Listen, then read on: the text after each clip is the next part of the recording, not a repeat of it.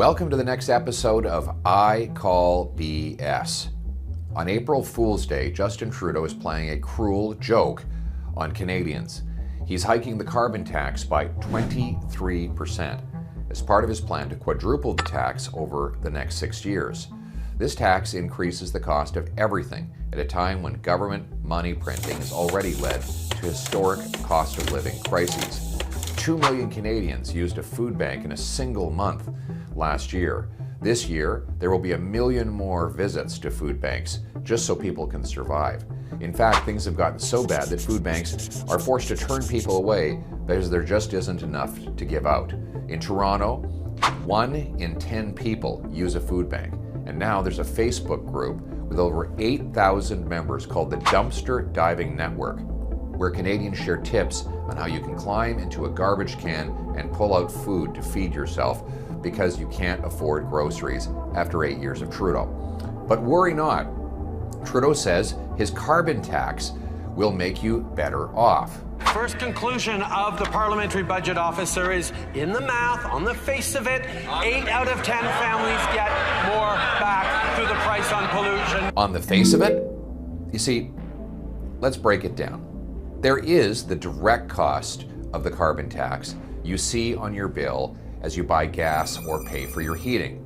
There's the indirect cost added to goods that become more expensive because the carbon tax increases the cost of making and transporting them. For example, a tax on the fuel of the farmer who makes the food and the trucker who ships the food is a tax on all who buy the food. But then there is the third cost, the economic cost.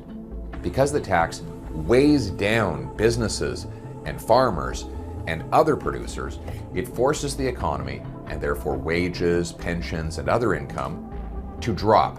That's not my interpretation. It comes from the Parliamentary Budget Officer's own study. He confirmed that the carbon tax makes 60% of families poorer.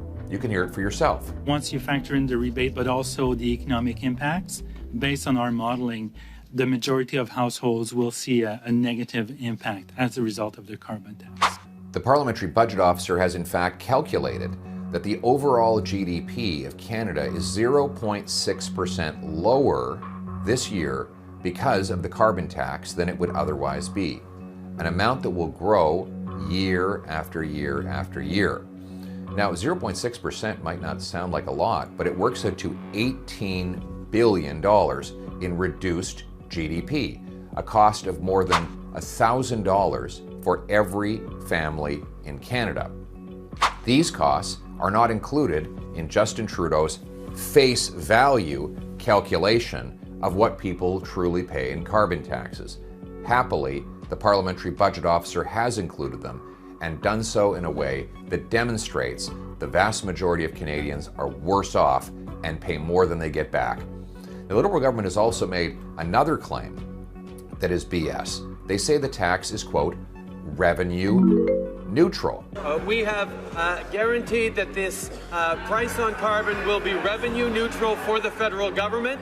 In fact, public records show that from 2019, when the tax came in, to 2023, the most recent calendar year, the government collected $20.7 billion in carbon tax revenue, but only paid out $18.6 billion in rebates.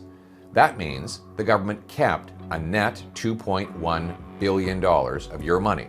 That's right, they took in $2.1 billion more in carbon taxes than they paid out in these so-called carbon rebates. No wonder that the Parliamentary Budget Officer has found that in every single province where Trudeau's carbon tax is imposed by the federal government, the average family pays more in carbon tax costs than they get back in his rebates. Here's the breakdown. For Alberta, for Saskatchewan, for Manitoba, for Ontario, for Nova Scotia, for PEI, for Newfoundland and Labrador. Don't take my word for it.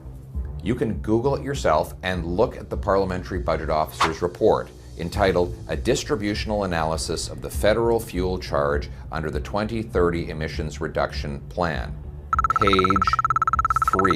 It shows that in all provinces where the tax is federally imposed, average families are worse off on a net basis. And in those provinces where the federal government mandates but the province implements the tax, well, in many of those provinces there is no rebate at all. So it's even worse, proving that no matter where you live, anywhere in Canada, you are paying more in carbon taxes than you get back in rebates if you're part of a middle-class family. And this is all before Trudeau quadruples the carbon tax. This is because when you tax the farmer who grows the food, the trucker who ships the food, you tax all who buy the food. You're making the food more expensive. Grain farmers in Ontario have said that the cost of the carbon tax will be between $122 and $160 per acre that they farm. According to the Canadian Trucking Alliance, the trucking industry has paid $1.2 billion last year for the carbon tax. Does Justin Trudeau think that all this money just comes out of thin air? Of course not.